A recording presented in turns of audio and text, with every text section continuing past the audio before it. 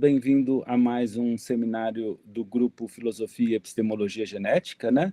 Hoje nós vamos ouvir sobre o tema sobre o desenvolvimento histórico da psicogênese, uma abordagem integrativa para reconstruir o processo pelo qual duas sociedades indígenas colombianas se tornaram o que são, ministrada pelo professor Juan Sebastián Zapata Mujica, né? Que, no momento, está fazendo doutorado na Universidade de São Paulo, no Instituto de Psicologia, sob a supervisão da professora Zélia Ramose Chiarotino, né? E que é mestre em antropologia, né? Com justamente parte, né, do trabalho que ele está tratando aqui hoje, ele vai poder falar melhor, do qual ele foi aprovado com mérito e distinção, né? E que resultou num livro publicado em 2022, intitulados Cacicazgos Desvanecientes, Organización y Cambio Social entre los ICU de la Zona Oriental de la Sierra Nevada de Santa Marta, Colômbia, né? Então, é um trabalho muito interessante, né? Eu tive a honra e o prazer de participar da banca de qualificação dele, né? E por isso a gente comentou entre o grupo e achou muito interessante trazer para cá, né? Para a nossa discussão. É um trabalho extremamente atual em epistemologia genética, né? Como todos vão ver, e que justamente consegue ser interdisciplinar e trazer essa visão mais ampla, né? Para uma discussão ao mesmo tempo mais geral e ao mesmo tempo aprofundada das questões humanas, né? Então, interessa diretamente aqui ao nosso grupo, né? Bom, eu passo então a palavra ao Juan. Juan, seja bem-vindo, a palavra é sua, é um prazer tê-lo aqui conosco. Obrigado, boa tarde para todos, para todas. Para mim, na verdade, uma grande honra poder participar, né, desse espaço que, como eu já disse para o professor Tassinari, virou uma escola para mim, para um lugar de muito aprendizado, né, porque é onde eu posso discutir e ouvir pessoas espertas nas diferentes abordagens oferecidas pelo trabalho do Piaget. Então, é uma felicidade enorme poder fazer parte agora com essa pequena contribuição. Eu vou compartilhar a tela.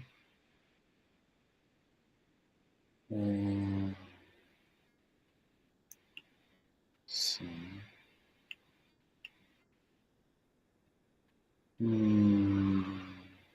Aqui.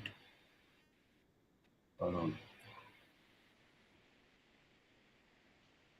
Então, isso. Eu vou mostrar minha tela mesmo assim. Um minutinho. E agora? Pronto. Então, esse título um pouco difícil, né? Porque é muito assim, tem muita coisa, muita informação, é muito descritivo, mas como veremos, basicamente o que busca é estabelecer a relação entre o desenvolvimento histórico e o desenvolvimento cognitivo. No caso particular dos indígenas da Sierra Nevada de Santa Marta, que está no norte da Colômbia,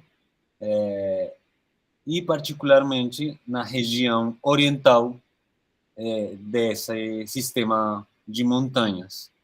Esse sistema de montanhas que não faz parte da Cordilheira dos Andes e que tem uma idade geológica mais velha do que os Andes. Ou seja, é uma montanha que se constituiu primeiro antes da emergência da Cordilheira dos Andes e que tem, então, uma enorme diversidade ecológica e também cultural, porque parece que por muitos anos ela funcionou como uma tampa dos fluxos migratórios do norte da América para o sul da América.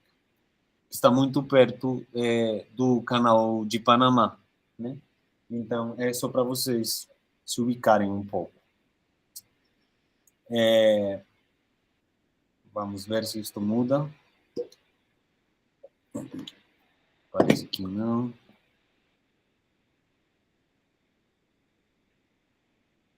Pronto, então, agora vamos ver rapidamente. Então, e essa é a minha pesquisa de doutorado, que é sob orientação da professora Zélia Ramotti, do Instituto de Psicologia da USP, e recentemente veio fazer parte desta pesquisa como co-orientador o professor Adam Boyet, do Instituto Max Planck de Antropologia Evolutiva em Leipzig. Então, agora é uma co-orientação, mas bom. Vamos ver a pergunta da pesquisa e a hipótese por trás, os objetivos geral e específico, e vamos a entrar em detalhe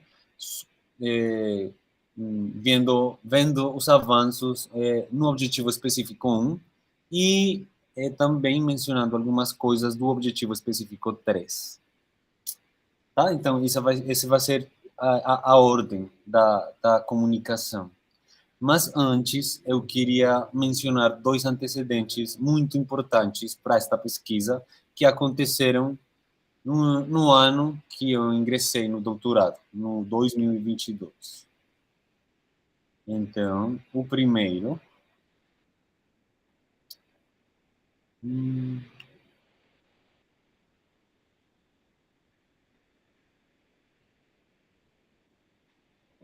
Pronto. O primeiro é que, no 2022, a professora Ramotti Chiarotino ministrou a última disciplina na USP, com o título Os Momentos Decisivos na Construção do Conhecimento Científico no Mundo Ocidental e sua analogia com as etapas da evolução do conhecimento psicossocial e lógico-matemático no indivíduo, a ontogênese que repete a filogênese, com o objetivo de mostrar a verossimilhança da afirmação de Piaget de que a ontogênese da capacidade de conhecer repete a filogênese. Ou seja, que a história do indivíduo ela segue a mesma lógica do desenvolvimento da espécie humana. Por quê? Ela encontrou importante que, ao apagar das luzes, segundo ela, né, deixar nos anais do Instituto de Psicologia um exemplo de integração necessária entre filosofia e psicologia.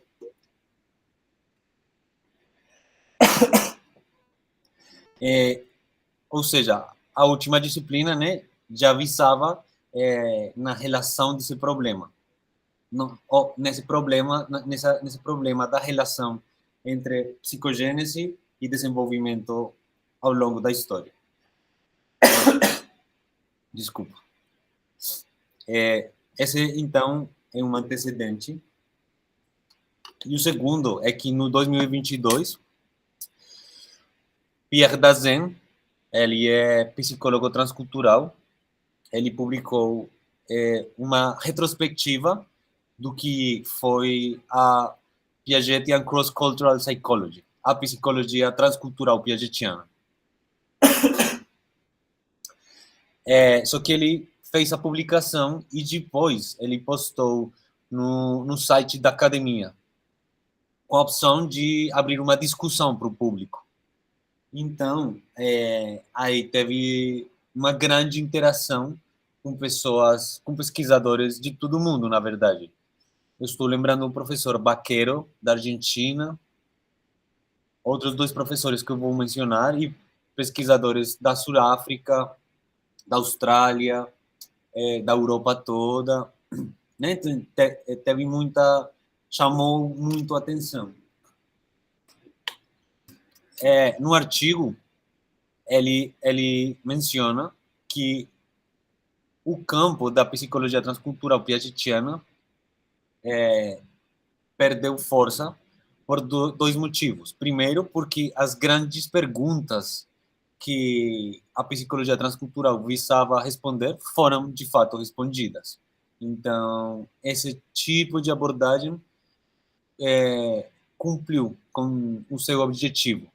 E também porque a psicologia transcultural, já não a piagetiana, a psicologia transcultural em geral, se moveu para novos problemas de pesquisa e os métodos evoluíram, disse ele.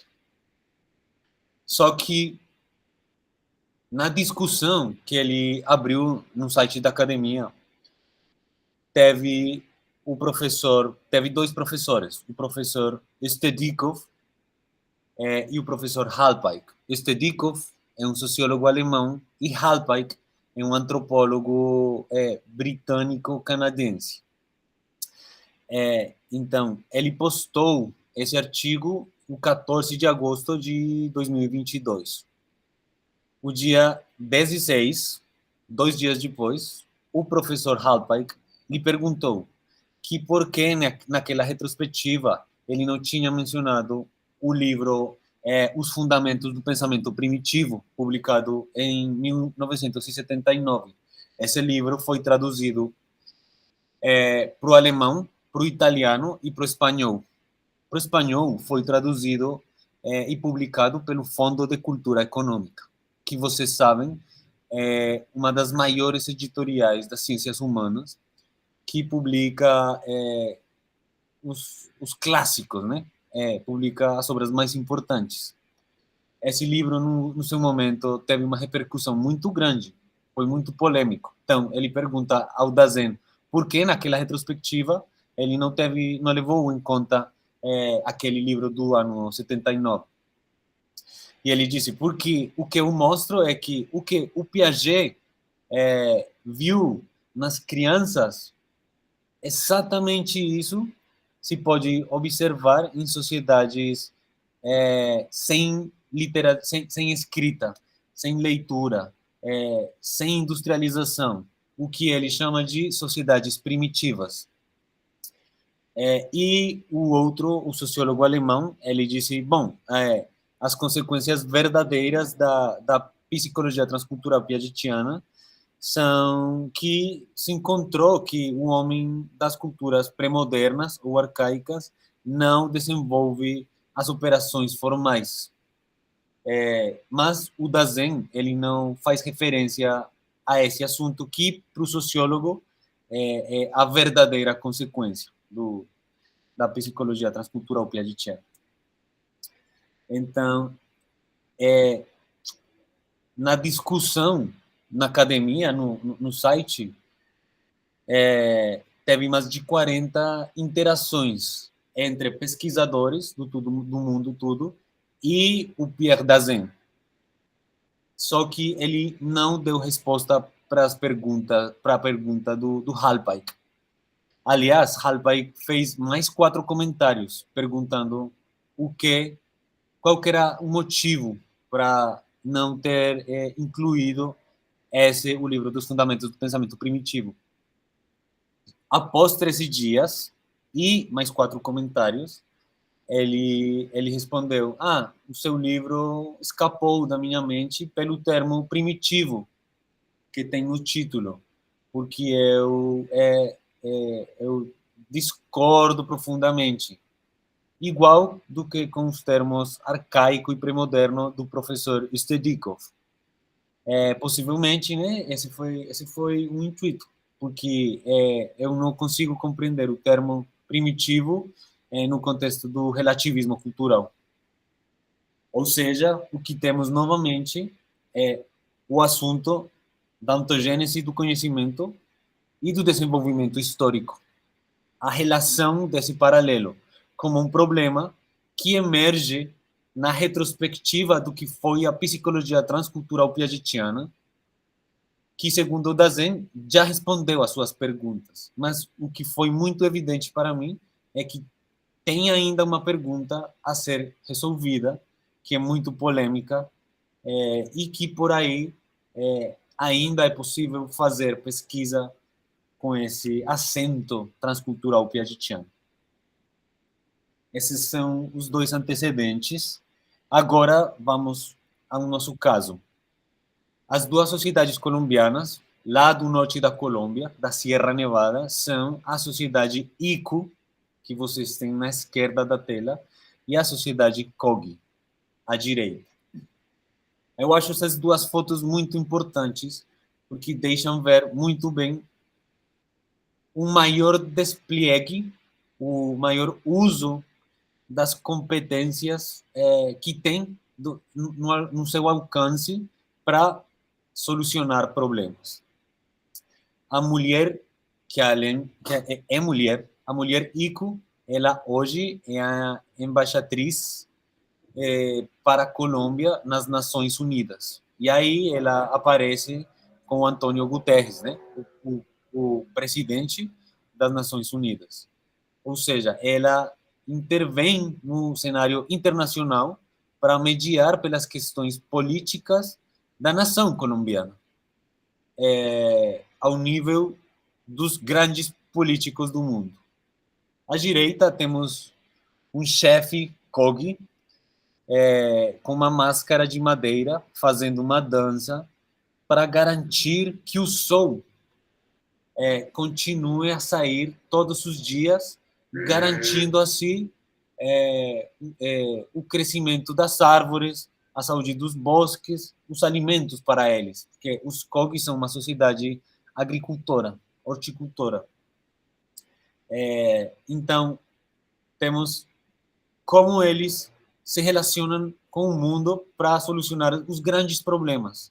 Uma, por meio das relações internacionais e as políticas, as ciências políticas, podemos dizer, e o outro, por meio de uma dança, acompanhado de crianças que estão se treinando para ser chefes também.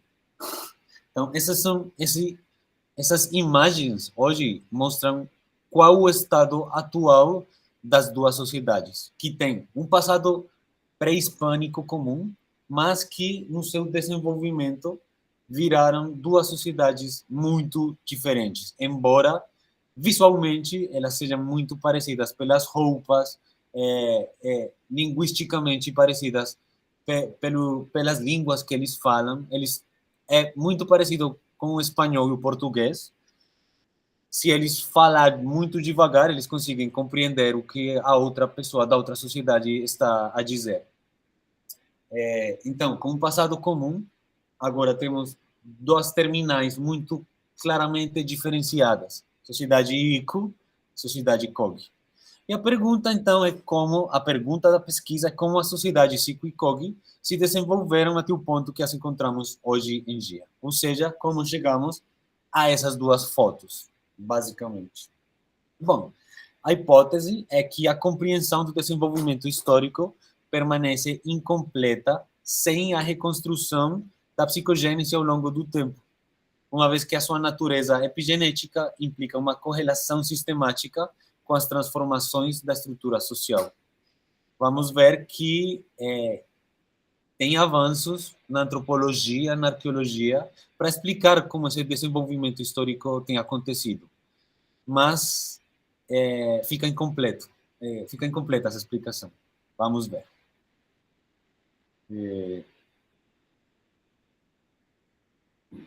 Então, o objetivo geral é reconstruir o processo de mudanças nas duas sociedades, desde o período pré-hispânico até a atualidade, por meio de uma estratégia psicogenética. Bom, os objetivos específicos: reconstruir, através da estratégia psicogenética, o período pré-hispânico, com base em dados arqueológicos.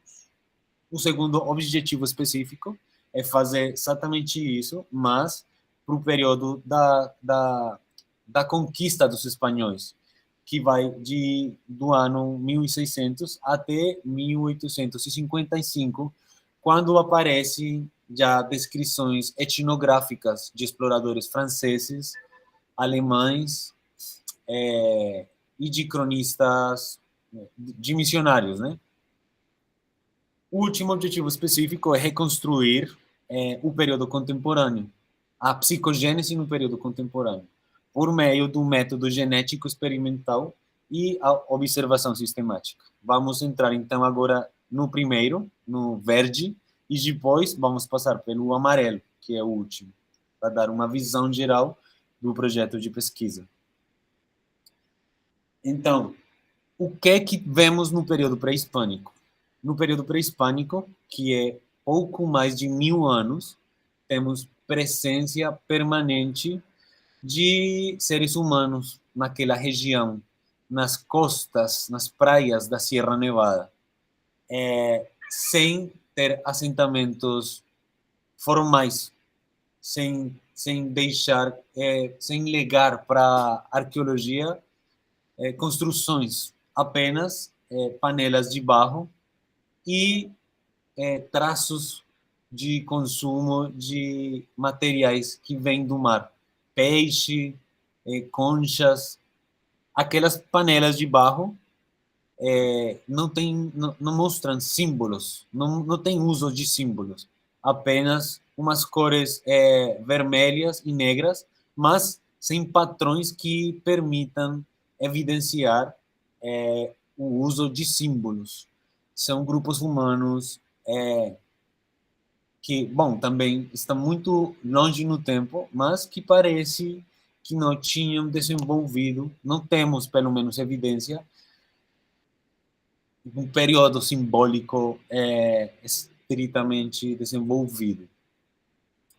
Isso até o ano 550 depois de Cristo. Aí aparece um grande salto qualitativo. Aparece o complexo sacerdote-templo, ou seja, temos grandes templos com oferendas que as pessoas faziam para o sacerdote, para o xamã, e muitas cidades assentamentos humanos claramente estabelecidos, e com uma muito importante produção de figuras de ouro, figuras em 3 dimensões, ou seja, temos um sistema de símbolos plenamente desenvolvido, relativo ao complexo sacerdote-templo. Isso apenas em 300 anos.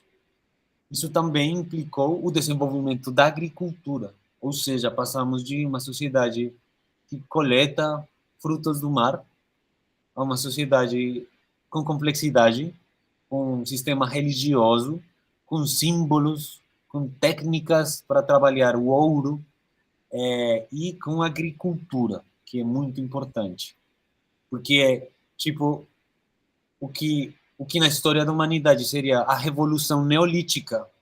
Encontramos a revolução neolítica ou semelhante em um período de 300 anos, que é muito pouco, muito pouco. Aqui temos imagens do Museu do Ouro, das figuras em ouro feitas por aquela sociedade que se conhece como o Complexo Tayrona, é o período arqueológico Tayrona, com inúmera quantidade de figuras relativas ao Sol. O Sol como o grande chefe, o maior chefe da sociedade. Bom, e também figuras antropomorfas, zoomorfas, antropozoomorfas, mas o Sol se repete quase infinitamente nesse sistema de representações. E se mantém do ano 900 até o ano 1600. Além das figuras de ouro, temos hoje identificadas mais de 250 cidades, todas hierarquizadas e interconectadas por caminhos de pedra. Ou seja, era um sistema de caciques teocráticos altamente hierarquizados. Na antropologia se conhece como uma confederação de cacicados, quase no limite do Estado, do desenvolvimento do Estado como organização política. O Estado como os incas no Peru. estamos no nível superior dos cacicados ou quase entrando no nível inferior do desenvolvimento do Estado, no momento dos espanhóis chegarem particularmente ali na Sierra Nevada. Aí, então, esse processo social mantido no tempo fica interrompido, né? Interrupto. E, bom, então, nessa linha do tempo, temos, pelo menos, para resumir, a partir do ano 500 a.C., presença de seres humanos. Entre os anos 550 e 580 depois de Cristo, temos um salto qualitativo, uma enorme mudança da cultura. Aí, a teoria antropológica disse, gente, não é possível. Uma mudança desse tipo não pode ser endógena em termos da sociedade. Tem que ser por difusão cultural. Só pode ser explicada por um contingente maioide que veio da Costa Rica e dominou rapidamente as tribos que tínhamos antes. Porque o câmbio é tão rápido que não tem como ser um câmbio dentro da cultura. Essa foi a hipótese muito tempo. E é isso que eu quero problematizar. Temos no ano 1599 a chegada dos espanhóis e em 1916 a chegada dos missionários capuchinos, que também são grandes pontos de inflexão nas mudanças culturais. Agora, o antropólogo da hipótese maioide, ele é o Reichel Dolmatov, amigo do Lévi-Strauss, digamos, vamos dizer, é uma figura de muito prestígio na antropologia colombiana, embora seu passado nazista. Ele era da Áustria, austro-colombiano. Mas, bom, ele disse em outro dos seus livros que não cabe dúvida que a base neuropsicológica dos indígenas e das pessoas, vamos chamar de modernas, é a mesma. Ou seja, o axioma da teoria dele é que o indivíduo não cambia, não muda, que o indivíduo não muda. O que muda é a sociedade. Então, como podemos explicar a mudança cultural? Porque veio outra cultura com formas diferentes e se impôs sobre outra cultura diferente, né? É isso, porque o indivíduo, para ele, não muda em termos de estrutura. Ou seja, a psicogênese não existe para ele, não existe enquanto processo histórico. Ele propõe, então, a hipótese da migração maioide como fator explicativo da mudança cultural. Só que, em 1996, foram feitos testes genéticos, biogenéticos, de DNA nos indígenas da Sierra Nevada. E aí, o que aconteceu?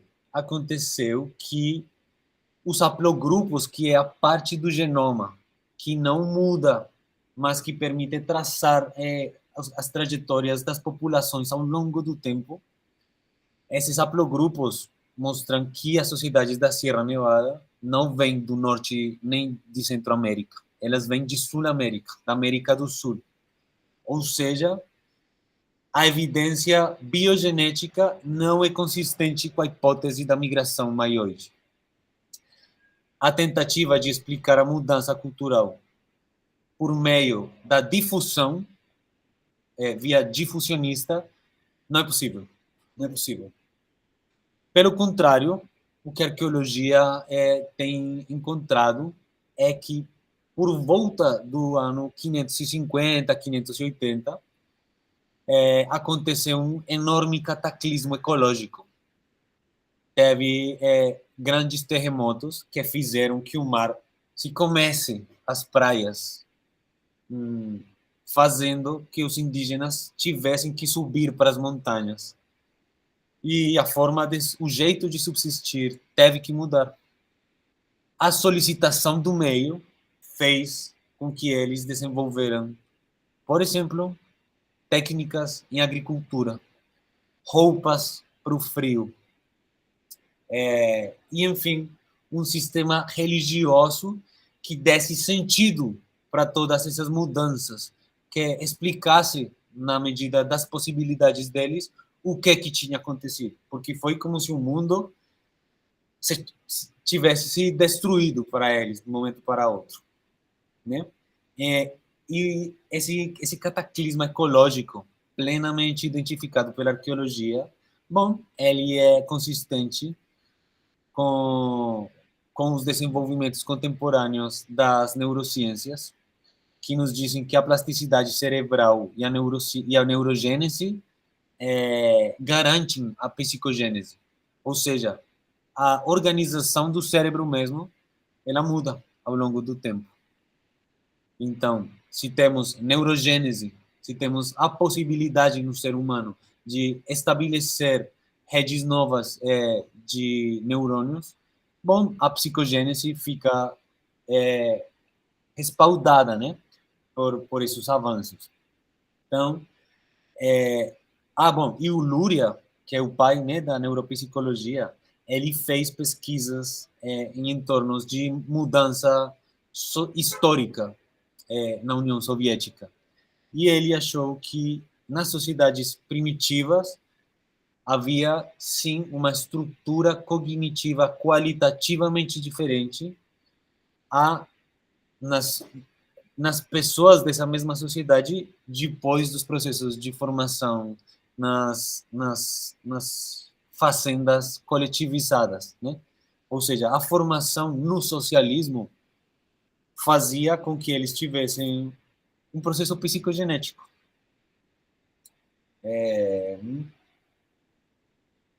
Então, sendo a psicogênese um processo epigenético, temos direito a nos perguntar qual o nível de desenvolvimento psicogenético necessário na produção dessas formações sociais identificadas pela arqueologia e pela etnografia.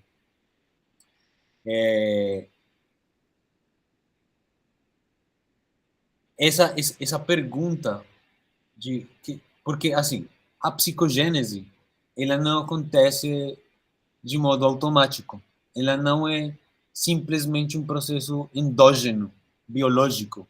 Ela é um processo epigenético, onde o organismo recebe solicitação do meio e é ali que acontece a reorganização das estruturas cognitivas. Não é que você deixa a criança sozinha e ela vai ficar se desenvolvendo cognitivamente. Não. Ela precisa, né, de um estímulo sistemático ao longo do tempo. Mas isso também acontece na história. E esse é o ponto. O que temos no período arqueológico como não podemos fazer aquelas tarefas piagetianas, porque para um período de pessoas mortas, o que podemos fazer é analisar a cultura material em termos de cognição distribuída. Ou seja, como a cultura material, as figuras em 3 dimensões, os assentamentos das cidades antigas, os caminhos de pedra, o tipo de produção da agricultura, a construção de canais para dirigir as águas pelos cultivos. Tudo isso pode ser analisado como atividade extracortical das funções cognitivas. Essa é um pouco uma proposta desenvolvida pela psicologia histórico-cultural, pelos alunos do Luria, particularmente. E perguntar para a arqueologia que tipo de estrutura cognitiva é necessária para reproduzir uma sociedade como a que está registrando, né? Porque, bom, é isso, né? Não é um processo automático a psicogênese, mas a cultura e a sociedade um pouco é reproduzida por seres humanos determinados, com um nível cognitivo determinado. Ou seja, por exemplo, que tipo de estrutura cognitiva é necessária para compreender que existe uma relação sistemática entre o Sol e a Terra, os cultivos, né? Aí, para compreender essa relação, é preciso, pelo menos, ter desenvolvido um sistema simbólico pleno e operacionalizar, ter operações, pelo menos, concretas, referidas ao mundo sensível.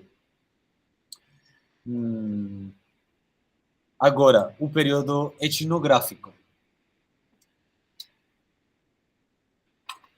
Porque o que acontece no período da conquista é um pouco o mesmo que acontece com o arqueológico, é perguntar para as fontes que tipo de desenvolvimento psicogenético era necessário para as pessoas reproduzirem a sociedade como aparece, né, nas crônicas da conquista feitas pelos espanhóis.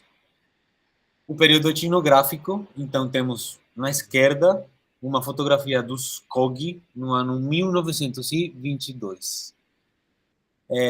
Estão dançando, um adulto com uma máscara e duas crianças dançando para garantir que o Sol continue fazendo o seu percurso pela bóveda celeste o ano todo. E 99 anos depois, uma foto muito parecida que eu fiz. Ou seja, mais ou menos temos que, em termos de estrutura social, os COG não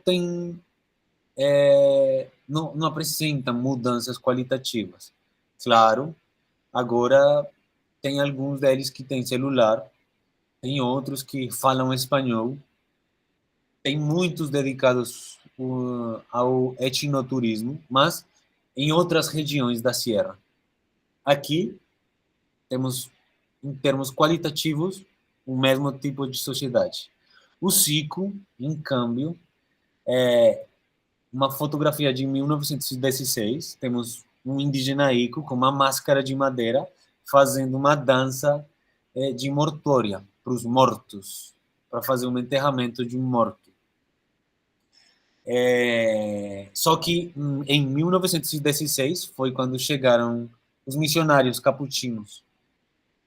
E, além de muita violência física, de rapto de crianças, de estupro, né, de violência em níveis máximos, eles impuseram a matemática.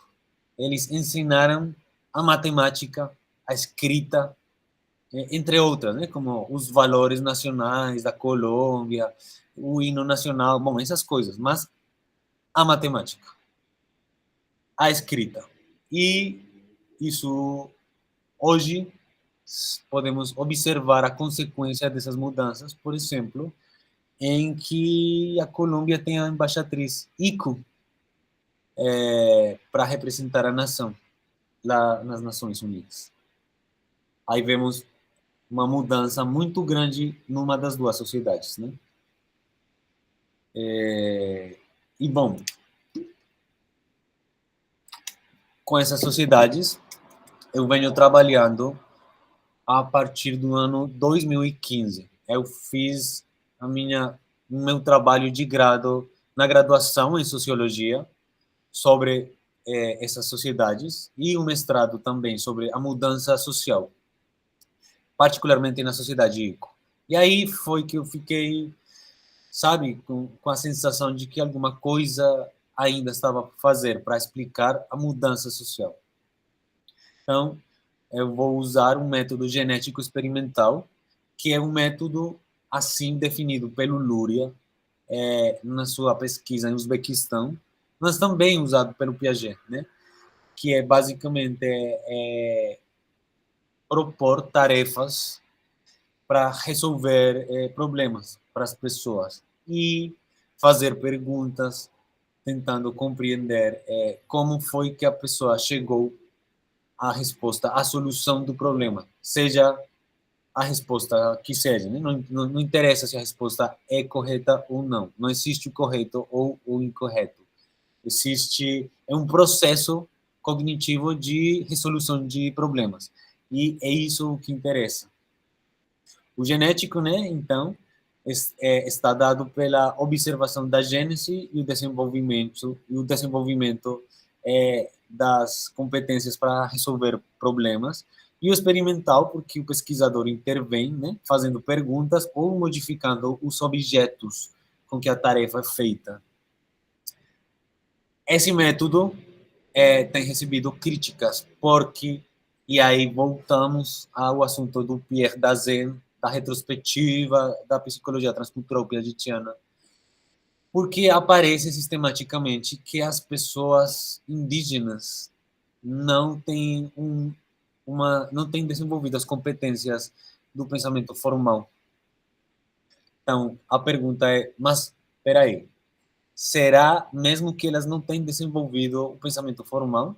Ou será que as perguntas são esquisitas para os indígenas, que não fazem sentido, que pela tradução das línguas fica alguma coisa sem ser compreendida? Então, eu vou complementar esse método genético experimental com observação sistemática. Mas eu não preparei a explicação da observação sistemática. Isso é o que vem a somar o co-orientador de antropologia evolutiva, que ele faz isso faz muito tempo com sociedades de caça e coleta na África. Mas, bom, vamos falar um pouco do silogismo e da classificação, para ver como vamos a observar a psicogênese hoje, para comparar os COG e os ICO. Porque a hipótese, né, é que tem mudanças na estrutura social, mas também em termos de psicogênese. Então, aqui eu trouxe uns protocolos da pesquisa do Luria no Uzbequistão, para vocês verem com claridade em que consiste, por exemplo, as tarefas de silogismo. Mas é bom saber que depois do Luria, que fez aquelas pesquisas em 1931, 1932, Michael Cole e Sylvia Scribner as replicaram em Libéria no ano 71, no ano 75, no ano 77 e 81. Peter Tulweist é um psicólogo da Estônia. Ele fez também isso na Rússia, nos anos 78 e 79. Sharp, Cole e Leif as fizeram em México, no 79. E Tam e Tulweist em Kirguistão, no ano 80 e 85. Todas têm os mesmos resultados, sem importar onde nem quando foram feitas. Então, vou ler para vocês um protocolo que, para mim, é muito significativo. O pesquisador propõe um silogismo. No norte, onde há neve, todos os ursos são brancos. A ilha Terra Nova fica no norte e sempre há neve lá. De que cor são os ursos de lá? E o sujeito responde: existem animais diferentes. Então, o pesquisador repete o silogismo. E a resposta do sujeito é: não sei, só vi ursos marrons, nunca vi outros. Cada região tem animais da mesma cor. Se a região for branca, os animais também serão brancos. Se for amarela, amarela. Então, o Luria escreve: ele se recusa a fazer a dedução do silogismo. E pergunta de novo: e na Terra Nova, de que cor são os ursos? E o sujeito responde: sempre dizemos apenas o que vemos. O que nunca vimos, não dizemos. Ou seja, aí tem um apelo à experiência pessoal, experiência concreta. E o pesquisador repete: e o que você deduz das minhas palavras? E repete o silogismo. O sujeito responde: veja, nosso rei não é igual ao seu, e o seu não é igual ao nosso. Somente alguém que o viu pode responder a sua palavra. Quem não viu, não pode responder. O pesquisador pergunta: mas a partir das minhas palavras, de que no norte, onde toda a terra é coberta de neve, os ursos são brancos, você poderia deduzir de que cor são os ursos? Se a pessoa tiver 70 ou 80 anos e tiver visto o urso branco e dizer isso, pode-se acreditar nela. Eu não o vi e, portanto, não posso dizer isso. Eu disse minha palavra. Quem viu o urso vai dizer isso, mas quem não viu não pode dizer nada. E aí chega um jovem que está sendo educado nas fazendas coletivizadas, nas cooperativas soviéticas. E ele diz, de suas palavras, posso deduzir que ali os ursos também são brancos. Né? Então, temos o silogismo como uma forma para observar se a pessoa consegue estabelecer relações por fora da sua experiência. Que isso foi o que o Luria chamou de estrutura ativo-visual, estrutura ativo-visual da cognição, que é que a pessoa tem operacionaliza, mas só a partir da sua atividade, do que ele viu, da atividade sensível. Esse é o silogismo. Também temos a solução de tarefas, também outro protocolo do Luria, que também foi replicado por esses pesquisadores que eu já mencionei. Sujeito experimental é Rustan, de 34 anos, e se propõe o seguinte silogismo. O professor perguntou o seguinte: até a aldeia de Akmassar, a pé, são 30 minutos de caminho, e de bicicleta, 3 vezes mais. Quanto tempo seria necessário para ir de bicicleta? E a resposta: não, de bicicleta é muito mais rápido. Ou seja, se recusa a aceitar as condições que contradizem a realidade.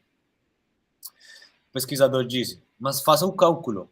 Essa tarefa foi dada pelo... E aí entra o sujeito. Então, o professor enganou-se. O pesquisador, mas é possível resolver o exercício? Responde, não, o ciclista vai sempre mais rápido. Como posso então dizer que vai mais devagar? Argumenta então com base na experiência concreta. Mas tente, por favor, resolver a tarefa. Quanto tempo necessitaria se o professor tivesse razão? Um ciclista, mesmo que vá muito devagar, chega em 10 minutos ou menos. E se fosse 3 vezes mais devagar, quanto tempo levaria? Não se pode ir mais devagar de bicicleta. É um pesquisador. Eu sei que não é possível, mas o exercício disse isso. Se fosse devagar, caía. Argumenta novamente com base na experiência concreta. Mas essa mesma pessoa consegue resolver a tarefa do modo certo se as distâncias, por exemplo, são os números são os invertidos, ou seja, num problema de matemática simples, porque a pessoa consegue compreender o que é 3 vezes mais, 3 vezes menos. O que ele não consegue é se afastar da experiência concreta, se abstrair, que é a outra estrutura cognitiva definida pelo Luria, que é, segundo ele, o conhecimento abstrato científico, acho que é uma coisa assim. Temos a estrutura ativo-visual e a teórico-científica, uma coisa assim. A outra tarefa, também baseada no Luria, é que se mostram 4 imagens para a pessoa. E se pede que as classifique, deixando uma delas por fora, uma que não tem cabimento na mesma categoria das outras. Então temos a pessoa o sujeito 1 diz, todos são compatíveis entre si. A serra serrará a tora e o machado a quebrará em pequenos pedaços. Se for preciso remover alguma coisa, eu tiro o machado. O machado funciona pior do que a serra. Então, a análise é que eles introduzem os objetos em uma operação prática. O sujeito 2 diz, acho que todos eles funcionam também. Com a serra você pode serrar, com o machado você pode cortar, e com o martelo você pode bater. se não quebrar. O pesquisador dá outro exemplo com 3 bonés e uma camisa. Os participantes respondem. O sujeito número 2. Não, não pode ser assim. Esses 4 também são parecidos. O boné pode ser colocado e a camisa também. O que falta aqui são os botas e o cinto. O sujeito 1 diz, sim, esses 4 são parecidos. E o sujeito 3, eu tiraria o boné. É uma moda antiga e não combina com a camisa. Então, nesse caso, por exemplo, a resposta seria a adequada, mas não interessa, né? Como eu já disse, não interessa se a resposta é boa ou está mal, mas por meio de qual procedimento ele chega a responder o que responde. Isso permite, então, identificar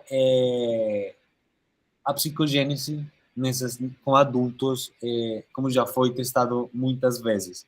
Qual o nível psicogenético atual? E se fazemos isso numa perspectiva comparada, bom, vamos ter que além de diferenças estruturais em termos de sociedade, de estrutura social, poderíamos estar ante diferenças cognitivas estruturais. O que eu acho que seria uma contribuição para a antropologia, porque a antropologia ela aceita que as sociedades mudam ao longo do tempo, mas não aceita que existem diferenças qualitativas em termos de cognição, como eu trouxe a citação do Reichel Dolmatov, um antropólogo austro-colombiano. Ele começa a pesquisa a dizer temos a mesma base neuropsicológica. E o que o neuropsicólogo Luria achou foi diferenças qualitativas, estruturais. Mas também seria uma contribuição no estudo daquela relação problemática entre psicogênese e história. Tem 2 grandes obras nessa relação. A obra do Luria, que foi feita nos anos 30, mas foi censurada e só veio a ver a luz nos anos 70. Foi censurada pelo regime soviético. Por quê? Porque dizia, olha, temos diferenças qualitativas enormes. E eles diziam, no socialismo todos somos iguais, não pode ser. Somos iguais, não pode ter diferenças desse tipo. Isso aí é pseudo-marxista, anticientífico e, bom, foi perigoso. Então, a pesquisa se manteve dormindo por 4 décadas. A outra grande obra, vocês sabem, da relação entre a psicogênese e história, é o livro do Garcia e o Piaget, onde claramente se estabelece o paralelismo. E esse paralelo é o problema que ainda suscita a pesquisa transcultural piagetiana. Então, eu pretendo fazer uma contribuição, né, nesse problema. E, bom, vocês já ouviram falar do Eduardo Viveiros de Castro, que é uma grande figura hoje na etnologia latino-americana. Ele é professor da Universidade Federal de Rio de Janeiro e ele, como um pós-estruturalista, ele diz: não existe uma estrutura cognitiva comum. Isso não existe. Que seria o que Chomsky diz, o que Levi-Strauss disse, o que Max Weber diz. O Viveiros de Castro ele disse: somos ontologicamente, radicalmente diferentes. Cada cultura é uma ontologia diferente, incomensurável, incomparável.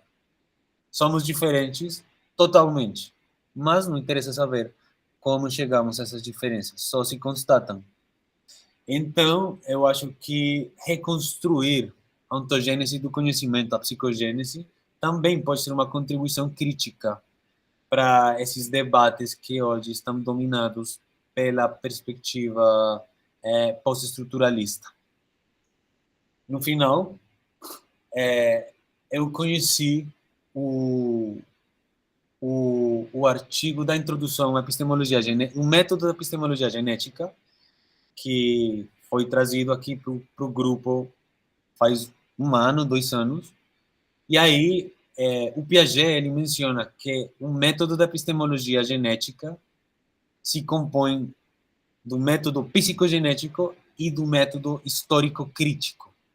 Só que, geralmente, é apenas um método psicogenético o que está a ser explotado, vamos dizer, usado nas pesquisas piagetianas.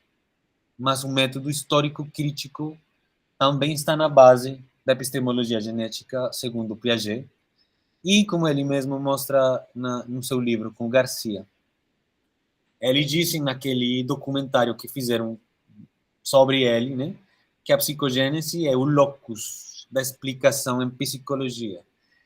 E o que essa pesquisa busca no final é observar, reconstruir a psicogênese, só que na história, não no indivíduo. E para isso tem que analisar informações arqueológicas, historiográficas e etnográficas, mas no final é o estudo da psicogênese na história. É isso.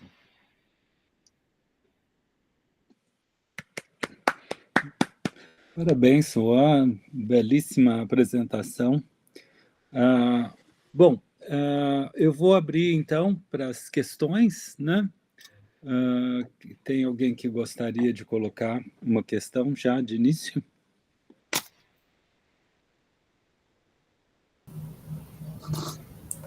Posso começar? Por favor, Diana. Vocês me escutam bem? Sim. Sim? Bom, desculpa, né? Tô com a voz um pouco embargada, mas é o tempo, né? A gripe não deixa ser diferente. Deixa eu começar te parabenizando, Juan, pela apresentação, né? Bastante clara. Para quem escuta pela primeira vez, né? A tua pesquisa, assim, eu acho que é uma bela apresentação, né? Traz pontos aí bastante importantes para a gente começar a entender por onde está andando, né? Isso é um ponto aí bastante a ser destacado. E pela a pertinência, né, da pesquisa, assim, nos nossos tempos, né? Trazendo aí nomes como Piaget, como Luria, né? Nomes aí clássicos, né? Da psicologia do desenvolvimento, e numa perspectiva aí de um fortalecimento, digamos assim, né, de uma perspectiva transcultural também em psicologia do desenvolvimento, né? Acho que é bastante louvável, né, esse teu esforço nesse momento, assim.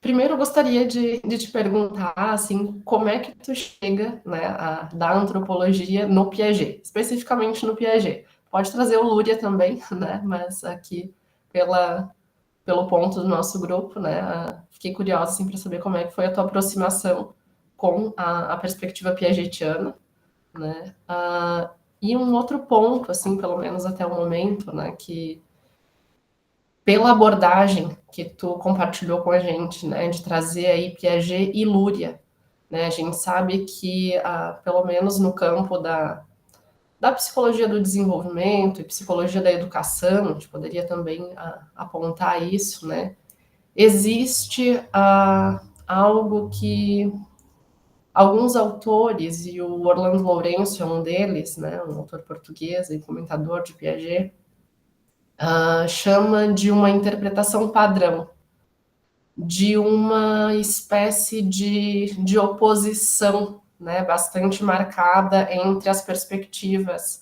da psicologia genética e epistemologia genética e da psicologia histórico-crítica, sociocultural, enfim, né, as nomenclaturas que se vai utilizar. E tu traz, né, aí esses dois autores, né, o que me pareceu, pelo menos na tua apresentação, de um modo muito bem costurado, né? Então, eu queria te perguntar, assim, como é que tu tem feito esse movimento, né, na construção da tua tese, da tua pesquisa, de uma aproximação mesmo dessas perspectivas que muitas vezes são olhadas aí de um ponto de vista de oposição quase que radical, né? Então, como é que tu costura isso na tua tese para dar esse suporte, né, para a tua pesquisa. E um terceiro ponto, se tu me permite, né, eu fiquei curiosa em uma questão específica, assim, quando tu trazes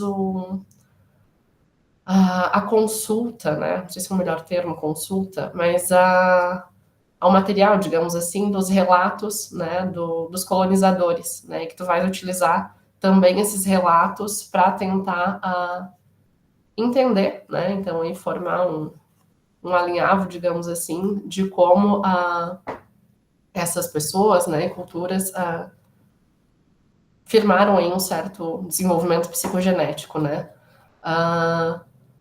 Bom, queria que falasse um pouquinho sobre isso, né, e de repente de algum tipo de cuidado que tu vai ter ao, digamos assim, colocar digamos assim, uma mediação, né, da leitura do colonizador sobre esse que tu está investigando. Né? Se tu puder trazer alguns elementos, né, sobre esse ponto específico, né, de utilização desse tipo de material, junto com os outros, né, com os outros materiais aí que tu foi citando, né, tantos outros e bastante interessantes também. Então, se tu puder, né, trazer um pouquinho a respeito desses pontos, te agradeço desde já e parabéns mais uma vez aí pela bela pesquisa. Obrigado pelas perguntas muito interessantes. Então, vamos lá. Como cheguei eu em Piaget?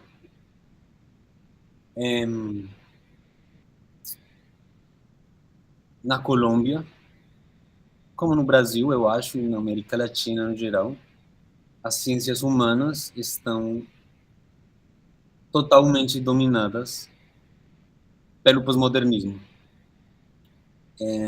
E eu estava fazendo um mestrado em antropologia e teve a fortuna de conhecer uma professora alemã da pós-graduação em História na Universidade Nacional de Colômbia. E ela introduziu na América Latina, principalmente México e Colômbia, uma teoria contemporânea que se chama teoria histórico-genética. Essa teoria histórico-genética foi desenvolvida a partir dos anos 80 por um grupo de pesquisadores da Universidade de Friburgo,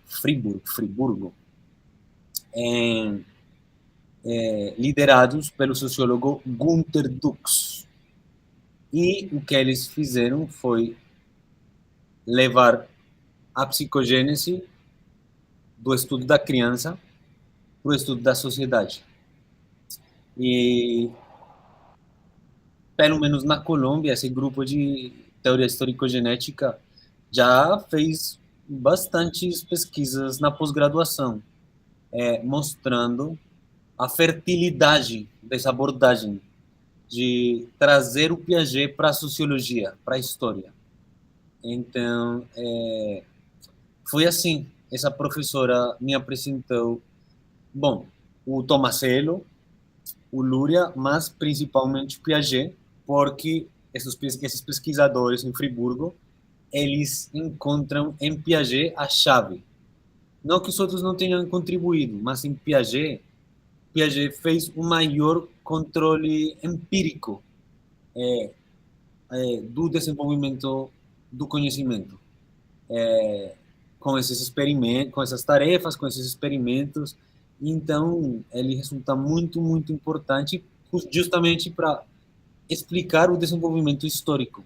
Porque, se vocês lembram, nas ciências sociais, na sociologia, ficou marcado assim o selo do Durkheim, que ele disse, ele tentando definir a sociologia, ele disse, a sociologia, ela tem que explicar o fato social pelo fato social.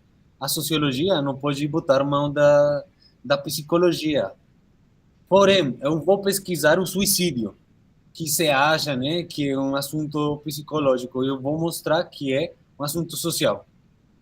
Totalmente social, onde a psicologia não tem cabimento. Por quê? Porque, segundo ele, e a partir daí na frente, o indivíduo ele é um reflexo da sociedade. A sociedade determina o indivíduo, mas nessa abordagem vemos que Piaget, bom, no geral, as teorias do desenvolvimento nos mostram como o indivíduo, a sua organização é condição de possibilidade para a sociedade se reproduzir, né? E isso fica muito claro. Por exemplo, eu que já morei muito tempo naquelas sociedades indígenas, eu não consigo compreender o mundo do jeito que eles o fazem, né? Eu não posso reproduzir essa sociedade, como também eles não poderiam reproduzir o capitalismo sem antes experimentar mudanças psicogenéticas. Quero aproveitar que acabou de chegar José Eduardo Medeiros, ele é arqueólogo brasileiro, formado nessa tradição alemã. Ele trabalha na teoria histórico-genética. Ou seja, a teoria tem presença principalmente na Colômbia e no México, mas através do José. E, bom, eu que estou na USP também estamos tentando, né, trabalhar nessa abordagem, onde o Piaget é central, por esse motivo. Agora, a interpretação padrão, sim, bom, como eu venho da sociologia e da antropologia, eu não fui formado nessa tipo de disputa que é quase como Corinthians e Palmeiras, né? Que, gente, todos eles têm interesse na descoberta das leis do desenvolvimento humano. É isso que interessa para eles. E também tem pesquisas contemporâneas que mostram que Piaget e Lévi-Brul, o antropólogo francês, eles dois foram sistematicamente apagados dos manuscritos do Vygotsky pela censura soviética. O Vygotsky falava bem mais do Piaget do que aparece nas edições, nas primeiras edições no russo. Aí já temos um apagamento muito significativo, porque Piaget era um pensador burguês, sei lá por quê, mas eles eram mutuamente influentes. E o Luria o disse, né? O Luria vê em Piaget mais tipo um parceiro de pesquisa do que um contrincante, um opositor, que sim seria mais bem as teorias do estímulo-reforço, por exemplo.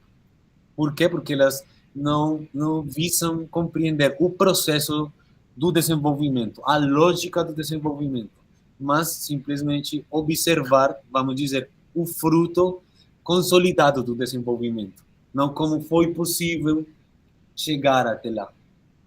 A reconstrução, a perspectiva de processo não existe, né, nessas abordagens. Mas no Luria, na psicologia histórico-cultural, existe.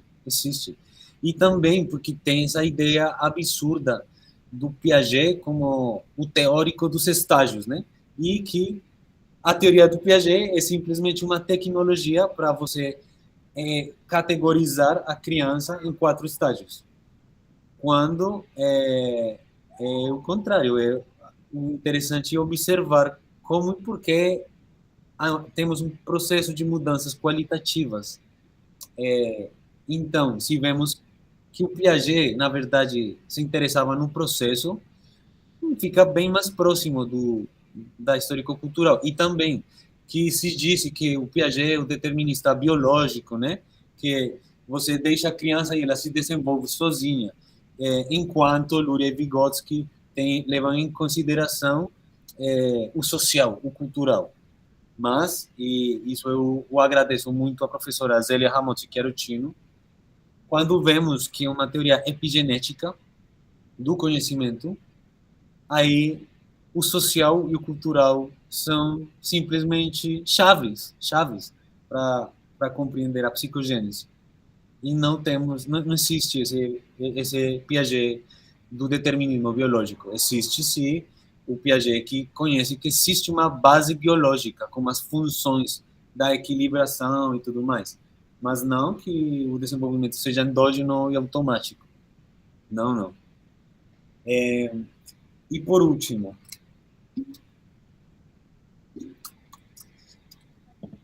essa tua pergunta é a mais difícil e, propositadamente, eu pulei essa parte porque é a que oferece dados mais fracos, porque está mediada também por sujeitos que não tinham exatamente uma cognição científica e que, portanto, achavam, por exemplo, que aqueles seres humanos que não eram humanos, mas sim tipo umas bestas mais parecidas com a onça ou com golfinhos, com a cobra, sei lá com o que, do que com os seres humanos. Mas mesmo assim é necessário ter muito cuidado e a quantidade dos dados acho que vai ser a menor em comparação com os outros períodos, mas mesmo assim tem partes que podem ser consideradas descritivas, né?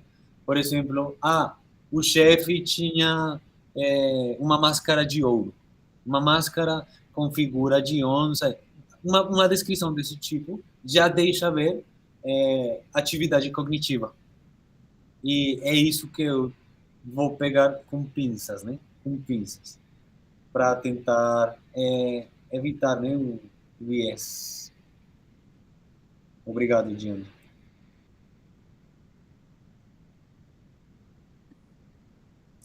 Anselmo, por favor.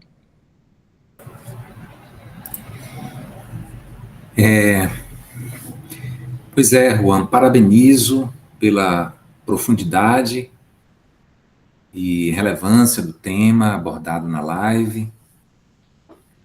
E conecta muito bem, achei muito complexo e genial, né? Essa conexão que você faz entre psicogênese, transformações sociais, registros arqueológicos das sociedades Iku e Kogi, né? Não sei se é assim que se pronuncia.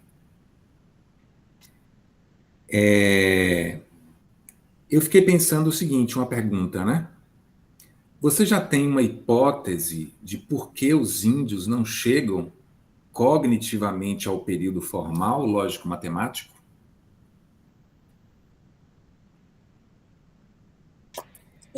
Tenho, sim, tenho.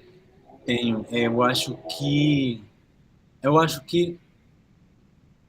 tem dois momentos para mim muito significativos. Lá, antes da chegada dos espanhóis, o que observamos é uma sociedade que começa a ter uma organização política dirigida. Ou seja, o começo do lento processo da tomada de consciência de que são os seres humanos os que constroem a sua realidade social. Dá pequenas sinais de consciência da construtividade. Isso que foi interrompido, né, pelos espanhóis. Isso é o distanciamento do pensamento da ação, ou seja, a abstração reflexiva. É o sujeito se olhando a si mesmo e fazendo consciência dos seus atos, né? Não pensando, não mantendo ligados e indissolúveis a ação do pensamento.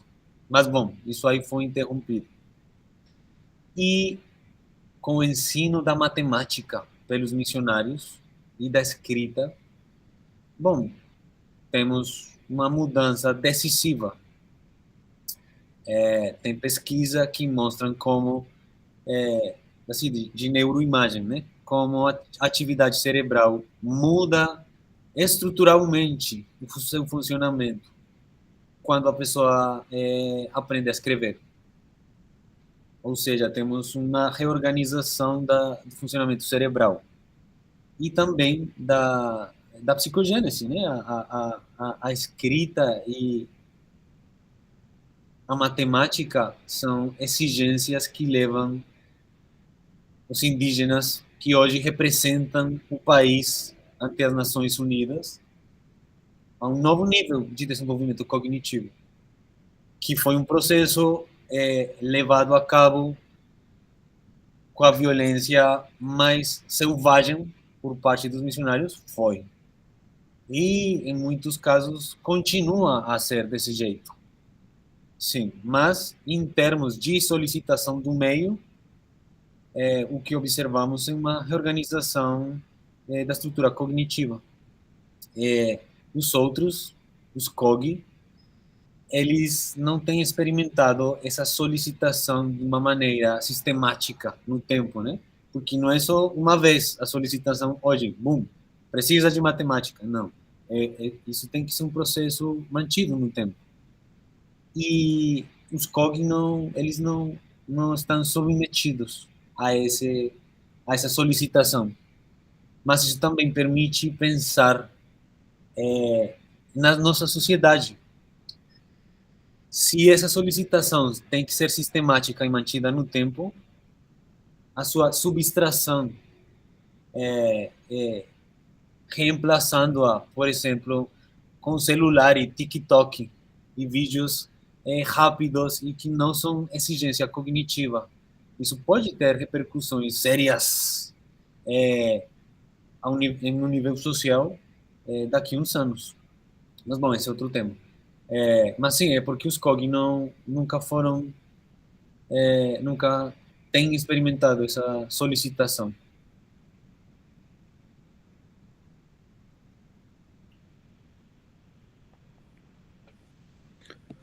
Muito bom. Então, eu queria te colocar também algumas questões. Bom, a primeira, na verdade, é mais de ordem bibliográfica. Você chegou a dar uma olhada no livro do professor Sérgio Francisco de Freitas, Comigo, a construção filosófica da realidade e suas estruturas, epistemologia genética, animismo e artificialismo? Não. Depois eu aconselho, depois se você quiser eu te mando, até porque a gente busca justamente analisar um pouco mais profundamente, até em relação às imagens mentais e as operações sobre imagens mentais, como o animismo e o artificialismo, ou seja, a causalidade vai se construindo, né? E aí o que eu acho interessante no que você falou, né? Primeiro, essa coisa, né, do Piaget, Vygotsky, o etc., que a gente encontra por aqui, né? Esse jogo, o time de futebol que, para eu que vim da área da epistemologia, para mim era sempre uma novidade, né? Eu falava, mas que história é essa, né? Até porque eu, como epistemólogo, me interesso muito pela gênese da noção de espaço, de tempo, aquela que vai ser a científica, e como isso acontece, como isso se dá no indivíduo. E aí, quando as pessoas me falavam, por exemplo, né, sobre Piaget e Vygotsky, eu falava, mas onde o Vygotsky estudou isso? Eu consigo ir lá ver a gênese do número na criança, como está se constituindo e fazendo? Então, para mim, isso nunca teve sentido, e até o contrário, quando eu tomava contato e não tinha esse aspecto interno, vamos assim dizer, do indivíduo sendo explicado lá, eu falava, gente, as duas teorias são muito interessantes, elas podem se conversar, mas eu não posso querer que uma substitua a outra, porque uma está falando de uma coisa propriamente e outra de outra, né? Porque a gente está fazendo uma análise mais fina desse crescimento, né? Eu acho até estranho, porque a gente fala de uma sociedade, né? E uma sociedade que determina o indivíduo, muitas vezes, nesse contexto. E aí eu fico pensando numa sociedade sem indivíduos, parece que não... Como é que você constrói uma sociedade sem indivíduos? E assim como você citou, né, aquele antropólogo, acho que diz que cada sociedade é incomensurável, né? Cada uma é diferente uma da outra, mas entre os seres humanos já são assim, né?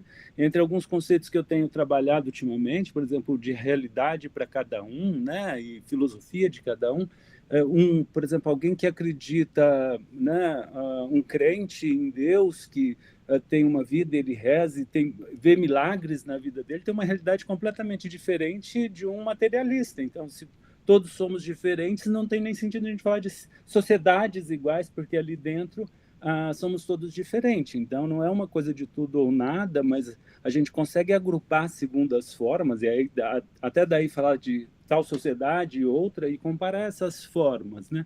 Então, eu fico me perguntando assim, como esse pessoal consegue lidar de uma estruturação da realidade olhando só por uma categoria ou só por uma faixa, vamos assim dizer, de organização, porque na teoria do Piaget, na verdade, o orgânico, o social, o entorno, o físico, tudo isso é um sistema só, e você não vai privilegiar um em função de outro, né? É uma questão de nesse grande sistema, o que você está focando, olhando para essas formas e mostrando como se relaciona uma com a outra, né?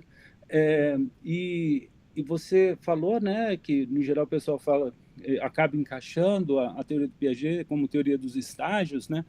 Na área da epistemologia, justamente de estudo do conhecimento científico e dos métodos científicos, a teoria os estágios não é propriamente uma teoria, os estágios é um dado experimental. Você cata as pessoas, fazem as perguntas, segundo as respostas, você vê, olha, tem essa classe, essa classe, essa classe. As pessoas caem nessa classe. Teoria é o que a gente vai usar para explicar por que os estágios ocorrem, né? Como você está fazendo na sua pesquisa mesmo, né? E o que eu achei bem interessante é, por exemplo, nesse aspecto da escrita, né, do surgimento da escrita, é que, bom, lá no modelo que a gente até usa no livro que eu citei, né, a gente faz uma diferença entre o símbolo e o signo, né, que o próprio Piaget faz, e de uma certa operação sobre símbolos ou imagens mentais e operações sobre signos, operações sobre símbolos, né, e sobre imagens mentais caracterizando o operatório concreto, né, até porque as imagens, né, tem muito diretamente a ver com essa vivência e dos objetos concretos, das situações concretas, né, e o signo, justamente por essa arbitrariedade, pode levar justamente, né, às propriedades do período hipotético dedutivo, e é interessante que o signo na escrita é quando o sujeito começa a se dar conta da arbitrariedade do signo, né? Ou seja, o significante representa um significado e ele não tem que ter nada a ver com o significado, porque com um desenho, uma música, que são símbolos, ou com uma imagem mental, esse significante tem a ver com o significado, guarda relação com esse significado. Mas o signo, mesmo quando a gente usa fala, quando a gente está na mesma linguagem, você não tem outras línguas por perto, você vai associando o som à coisa. Então você não percebe muita arbitrariedade, você vive já a ligação entre as duas coisas. Mas quando você tem que escrever, surge um significante escrito que é diferente do significante ouvido e falado, né? E ele tem até uma lógica diferente de escrita, né? Às vezes, no português, por exemplo, tem as letras mudas que você escreve e não aparece, né? As crianças perguntam, para que serve o H, né? Esse H nunca usa para nada e etc. Então, você vai tomando compreensão dessa distância que até tem a ver, ao meu ver, com as características do hipotético dedutivo, quando Luria desconecta completamente a fala ali, né, da situação concreta e pergunta, olha, tá bom, mas dentro dessa situação hipotética, que não teria nada a ver com a realidade, né, há uma dificuldade, que pode vir de uma dificuldade de aceitação, mas pode vir também de uma dificuldade de não ter elementos cognitivos para isso, né? E justamente, eu acho que o trabalho que você está fazendo, isso que é muito bonito, né, e que é da própria epistemologia genética, é você ir olhar essa estrutura do comportamento e da compreensão de uma forma mais detalhada, né? O que um olhar macro simplesmente da sociedade, ou pensando em sociedade, categorias da sociedade, não consegue captar. Nem essas diferenças entre indivíduos que a gente estava falando dentro de uma mesma sociedade, e muito menos a evolução dessas características dos indivíduos, né? Porque se você não nota nem a diferença estrutural entre os indivíduos, o que dirá no próprio indivíduo, né, nessa constituição que ele vai ter no genética ali. Então, eu queria te parabenizar mesmo, né, por esse trabalho, e dizer assim, como é que eu queria saber um pouco assim, como então na área, né, fora esses trabalhos do professor que você citou, o pessoal consegue fazer essa conexão ou pensar essa relação entre o humano ou até mesmo o biológico, se no final das contas acaba sendo um tipo de preconceito no sentido piagetiano, né? Ou seja, antes de formar um conceito, então você citou, por exemplo, um antropólogo que dizia que o funcionamento do cérebro era o mesmo, né? E aí eu fico me perguntando assim, mas que competência, assim, não agredindo o colega, mas pensando no trabalho científico, né? Que competência ele tem para falar sobre o cérebro, vamos assim dizer, sem de fato conhecer os dados ou lidar junto com um especialista que consegue mostrar essas diferenças, né? Então, um pouco isso, assim, na área, como é que é entendido o seu trabalho, qual a receptividade dele, e como você vê né, essa parte, assim, por onde está indo e como você gostaria que fazer na área, né, para uma compreensão. Eu noto que, mais do que querer entrar numa disputa de futebol, vamos assim dizer, entre quem está certo e errado, você está querendo compreender de fato o que está acontecendo, né? Você está olhando, viveu lá, né? Viveu essa relação com a cultura e está tentando compreender a própria realidade que as coisas estão acontecendo e está se utilizando da teoria para isso, teorias que te permitem, né, te dão acesso a essa análise mais fina, porque as outras nem isso acabam dando, né? Então, eu queria saber um pouco de você, dessa situação na área e como você vê em relação ao estudo da antropologia. Obrigado, professor, pela pergunta, pela sugestão do livro, que peço, por favor, me envie. É uma pergunta difícil, porque o clima atual é de uma correção política que não admite perguntas, nem perguntas. E sim, na antropologia na América Latina é bem difícil. Bem difícil. Mas é isso, eu estou tentando fazer uma grande ênfase nas limitações das explicações que temos até hoje para o caso. E aí, fazer a minha proposta, né? Dizer, olha, eu acho que por aqui a explicação pode avançar.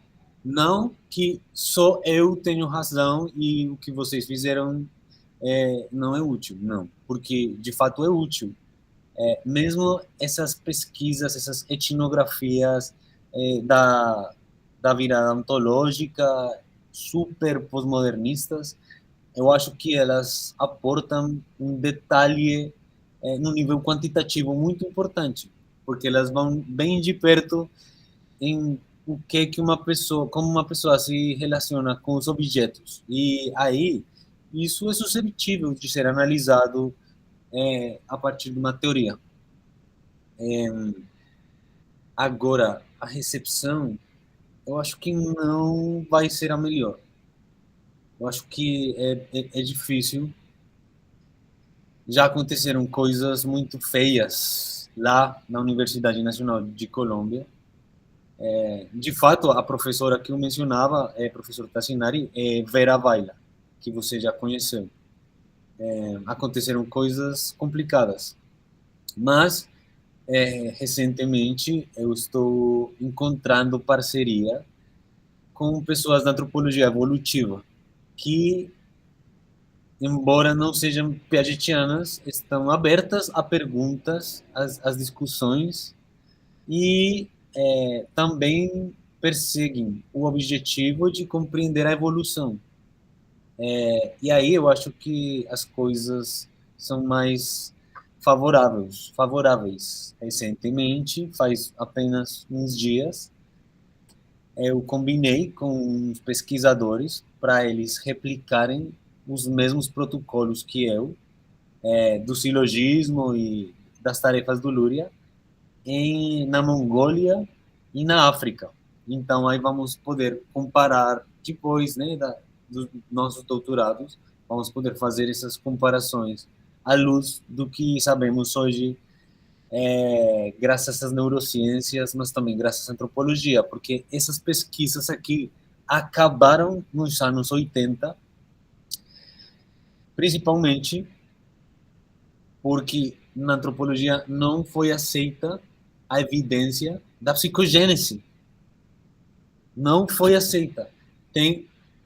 Eu mencionei o professor Halpay, que foi aquele que increpou o Dasein na academia. Ele tem um livro muito, muito interessante que se chama On Primitive Society and Other Forbidden Topics, sobre a sociedade primitiva e outros tópicos proibidos. Eu de verdade recomendo, porque ele fala, por exemplo, como no Congresso Piagetiano, ele foi alvo de sabotagem, porque, segundo algumas pessoas, dizer que existem diferenças qualitativas no nível cognitivo ao longo da história era igual do que ser nazista. E ele não teve como continuar a sua conferência. Então, o clima, e isso levou também a que essas pesquisas pararam. Mas, por outro lado, pelo lado da sociologia alemã, teve aquele cantinho que, bem quietinho, foi fazendo os desenvolvimentos próprios. Então, é isso. Eu acho que é difícil, mas também, ou seja, está demonstrado, não são fatores biológicos. As diferenças qualitativas que existem não são fatores biológicos. Acabou. Não tem explicação racial. Isso é um absurdo. Acabou.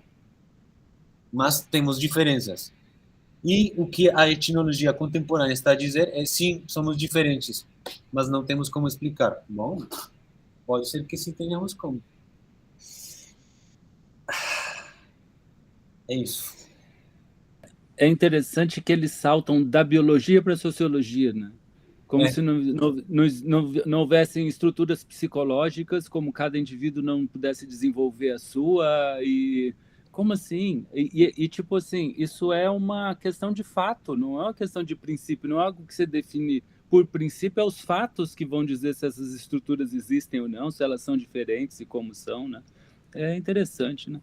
É a parte, né, como se diz, da sociologia da ciência, né, onde, vamos dizer, as concepções acabam influenciando na própria pesquisa, né, a ponto de, como diria o Piaget, evitar as interações, né, ou seja, os próprios preconceitos evitam as interações que levariam a uma melhora da própria teoria, da própria forma de explicação, mas a pessoa acaba se fechando naquele próprio mundo dela, numa coisa até muito parecida com certas religiões fundamentalistas, né, no final das contas, né, o que é muito ruim, né, para a pesquisa e para a humanidade, no final das contas, né, quer dizer, acho que, bom, e eu vejo até problemas de ordem de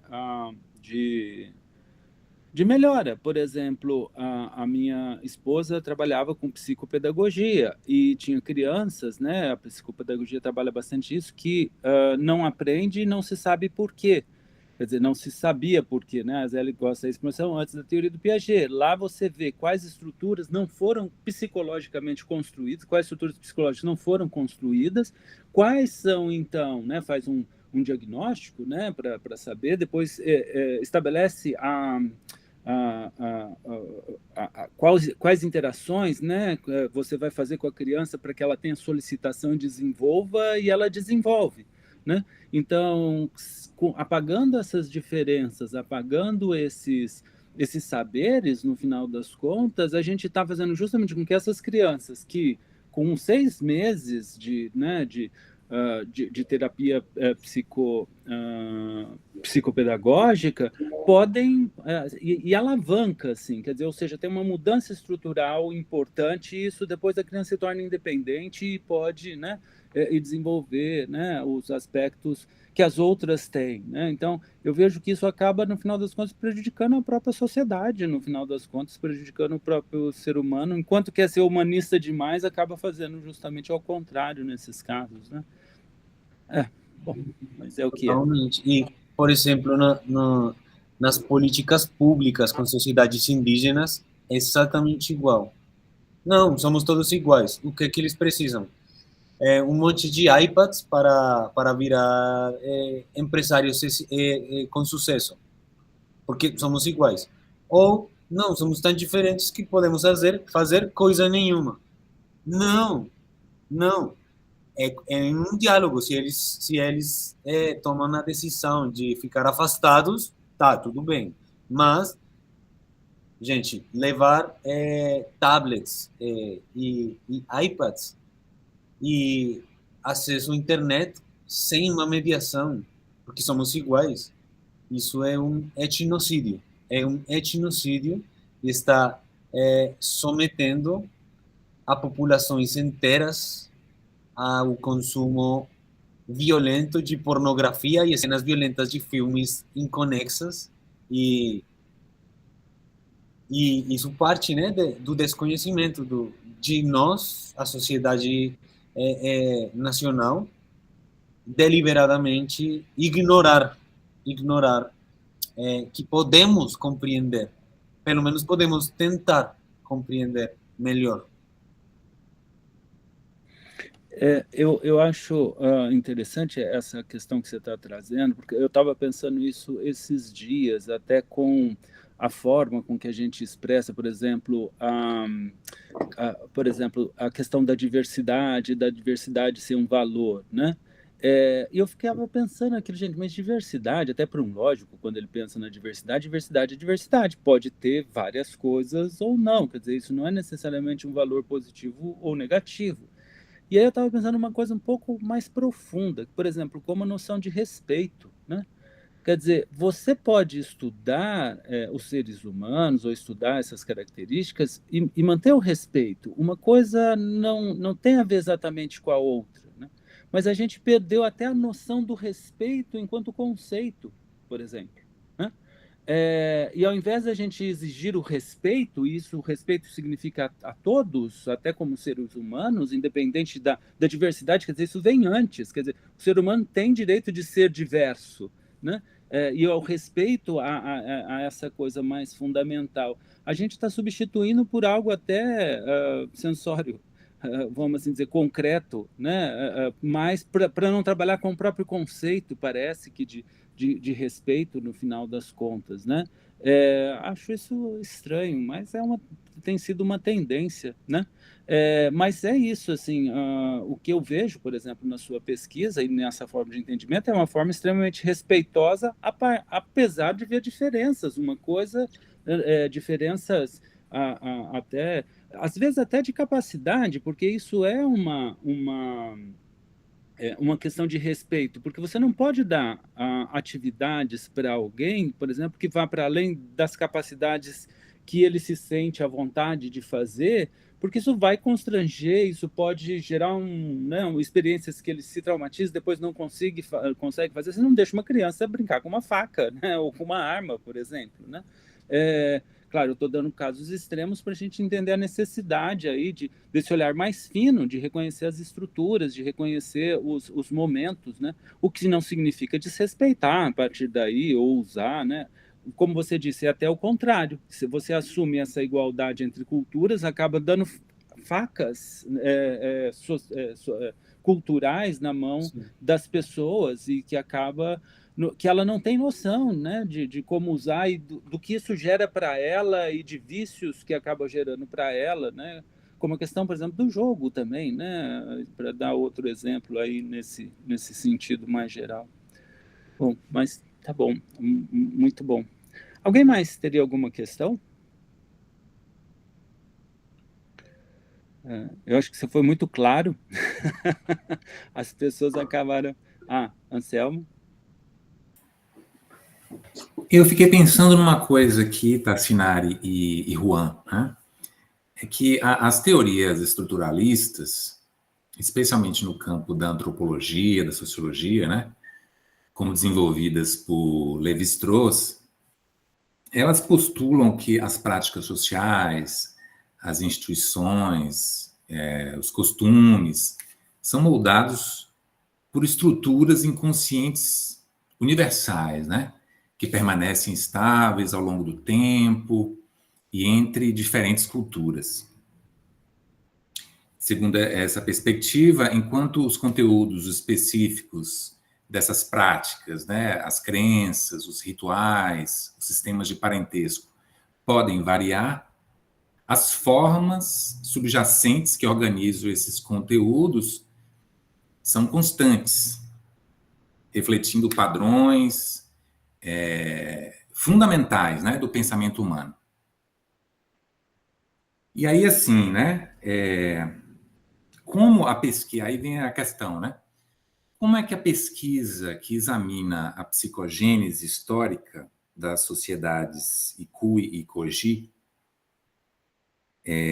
considerando eventos como o cataclisma ecológico em 1550, as influências externas, como essa pesquisa ela desafia a premissa estruturalista clássica de que apenas os conteúdos das instituições e costumes mudam enquanto as formas permanecem constantes. De que forma a evidência arqueológica de transformações nas formas cognitivas e sociais dessas sociedades pode contribuir para uma revisão das teorias estruturalistas, propondo uma abordagem que integre, né, a dinamicidade das formas com os processos históricos e epigenéticos que moldaram essas comunidades. Como é que você encara isso? O que é que isso traz de, digamos assim, né, de fecundo para, do ponto de vista teórico, né, em termos de mudanças teóricas? Se é que você já fez, né, uma reflexão nesse sentido. Bom, primeiro, sim, né? O Piaget, ele mesmo definia o seu trabalho com um estruturalismo genético, justamente pelo interesse de compreender a lógica do desenvolvimento, né? A gênese e as transformações qualitativas ao longo do processo, não a estrutura já dada. Esse desafio na antropologia é que, na verdade, eu acho que é um desafio cognitivo, porque é mudar de paradigma, é mudar, é olhar de um jeito processual, é passar de conceber o ser humano como uma entidade definida a perceber o ser humano como processo. Ou seja, é mudar a definição do sujeito, é trocar sujeito por processo. E isso não é muito fácil, não. Veja bem que primeiro aparece a sabotagem, a acusação, antes de tentar compreender do que vai essa proposta. Eu acho que é um desafio de mudança de paradigma. E é difícil mesmo, porque a gente está acostumada a pensar as coisas em termos de objetos, de causalidade, e não de processo. Por exemplo, a sociedade. A sociedade também é um processo, mas nós só temos o presente, né? Então, implica uma construção cognitiva que tem que ser trabalhada. E é isso, eu acho que é um grande desafio. E também, olha como o trabalho do Piaget, ele é assimilado a uma visão estática do mundo. Porque não é simplesmente vontade, implica um esforço que nem sempre é garantido, né? É um desafio muito grande, mas temos que puxar, né, para lá, porque senão a compreensão do ser humano vai continuar estática enquanto a sua natureza é processual.